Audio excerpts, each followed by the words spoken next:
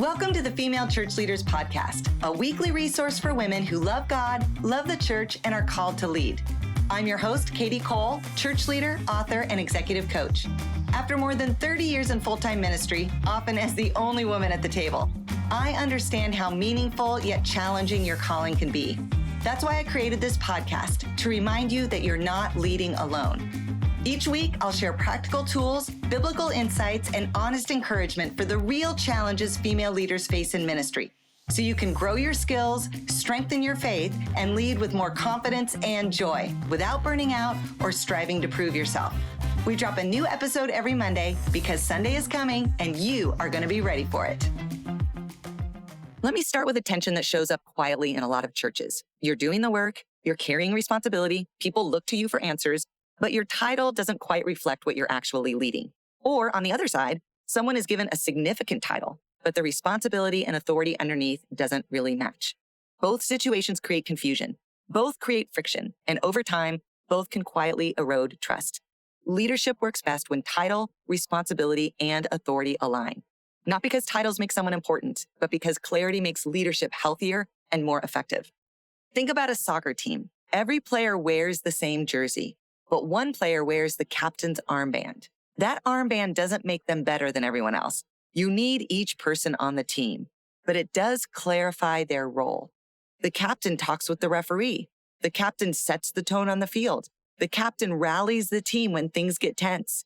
Now imagine someone wearing the armband, but never stepping into leadership, never speaking up, never guiding, never carrying responsibility. The team would feel that disconnect immediately. Or imagine the opposite.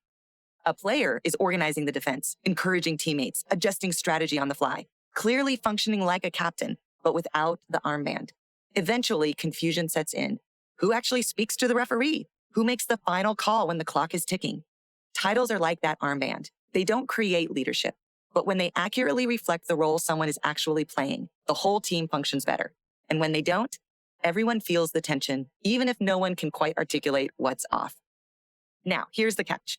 Most female church leaders I know genuinely don't care much about their title. They're not in this for status. They're not trying to impress anyone. And most have been leading for years without a title at all. I deeply respect that heart. And I also felt that way for many years. But here's the reality. You may not care about titles, but your title impacts more than you might realize. I've learned titles do a few very important things, especially in ministry. First, they clarify decision-making authority. Who makes the final call? Who approves the budget impact? Who can reposition the volunteers? A clear title answers those questions quickly and quietly prevents confusion and internal questioning before it starts. Second, they shape expectations. If someone carries the title director, people expect strategic oversight and decision-making. If someone has the title coordinator, people expect execution and support. Language shapes assumptions and prevents awkward moments. Third, they open doors. An executive director may gain access to executive pastor cohorts and leadership tables that wouldn't automatically include someone with only a director title. Not because an executive is more valuable, but because titles signal scope. They help others quickly understand the level of leadership you're carrying and can help you find your true peers. And fourth, they communicate reach, internally and externally. Titles signal the breadth of influence someone holds. They help volunteers understand who they report to and who they should listen to. They help peers understand who is appropriate to collaborate with.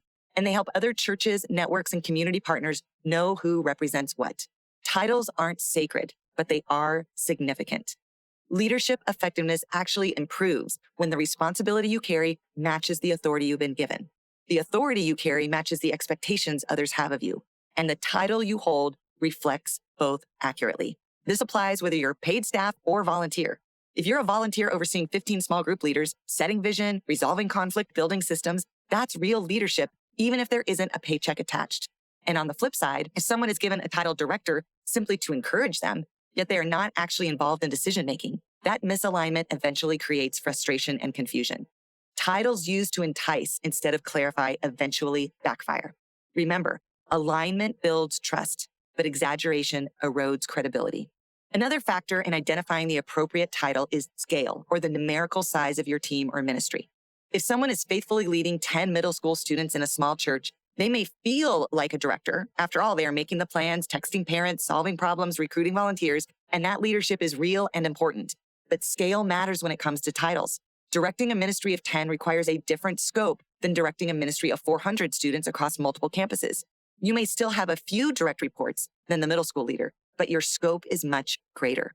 That doesn't diminish anyone's leadership. It simply acknowledges that titles also reflect scope and infrastructure, not value. And healthy leaders understand both and still want clarity.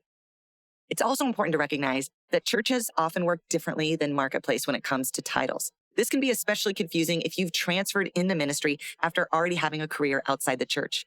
In Scripture, titles are often given as affirmation of gifting, not as an experiment to see if someone grows into it. Paul wasn't called an apostle before he demonstrated fruit. Elders are recognized based on character and competency first. Deacons were appointed because they were already trustworthy. In most church cultures, especially historically, leaders are affirmed in their performance and maturity, and then the title follows.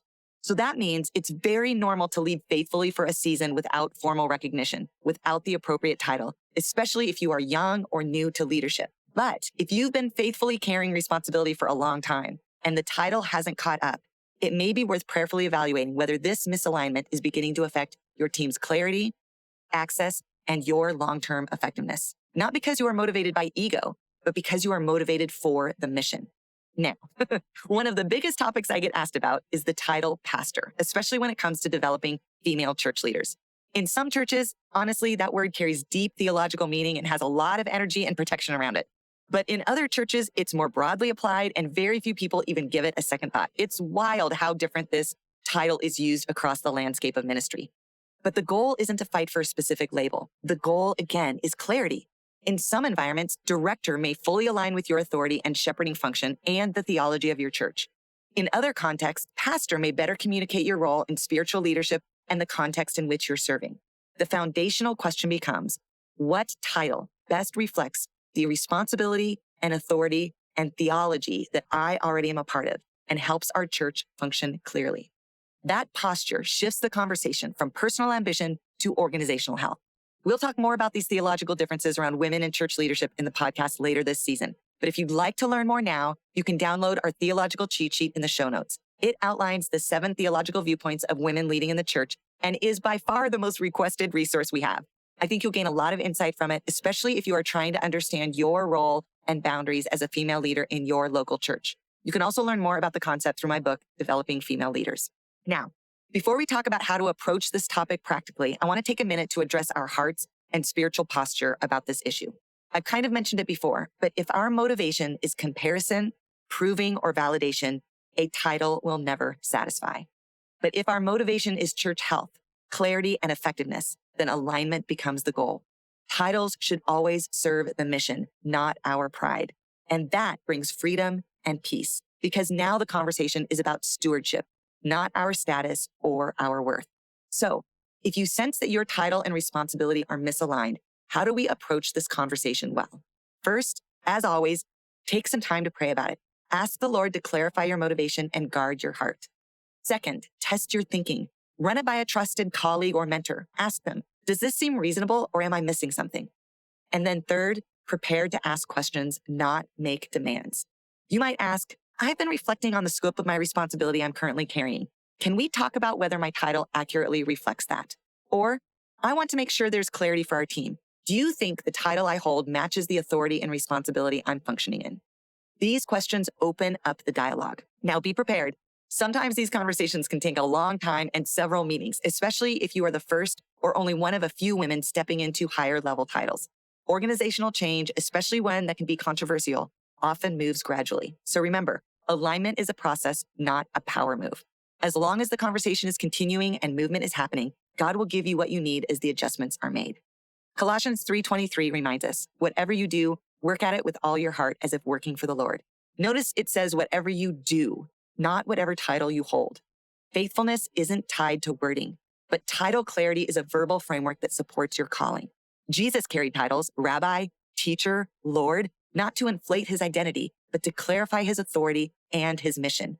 Leadership integrity is when what you carry and what you're called match. So this week, take a few quiet minutes and ask yourself, does my title accurately reflect the responsibility and authority I currently carry? If yes, celebrate that alignment and check your heart to make sure you are content with the season God has called you to right now. If not, then begin to pray through whether the misalignment is temporary, harmless, or something that may need a thoughtful conversation with your leader. And before you act, examine your motivations and get some outside perspective. I've seen many courageous conversations around title turn out beautifully when clarity and humility work together through the confirmation of the Holy Spirit to bring a church to a new level of understanding. If this topic feels layered, especially when theology and church culture intersect, as I mentioned earlier, our theological cheat sheet is designed to help you think clearly and biblically about women in leadership. It won't push you towards one perspective. That's never my goal, but it will help you understand the landscape you lead in so that you can fulfill your calling with conviction and humility at the same time. You can find the link in our show notes. Remember, you are not defined by a word on a website, but when that word aligns with your calling and responsibility, it strengthens the whole team and moves your church's mission forward. And we are going to be here to cheer you on every step of the way. I'm so glad we got to spend this time together on the Female Church Leaders Podcast. I hope you're walking away encouraged, equipped, and reminded that your calling truly matters. To keep growing, join us for our next Closing the Leadership Gap cohort at closingtheleadershipgap.com. It's a guided coaching experience, including live Q&A with me, designed to accelerate your leadership journey. If this podcast has been helpful to you, would you please take a moment to follow, rate, and share it? Your engagement helps the algorithms suggest our resources to female church leaders we haven't had a chance to meet yet. And don't forget to follow at Female Church Leaders on Instagram for encouragement and leadership tools designed just for you. You can also follow my personal feed at Kadi Cole, spelled Kadicole. Keep leading faithfully, keep growing your leadership gifts, and I'll see you next Monday because Sunday is coming and you are going to be ready for it.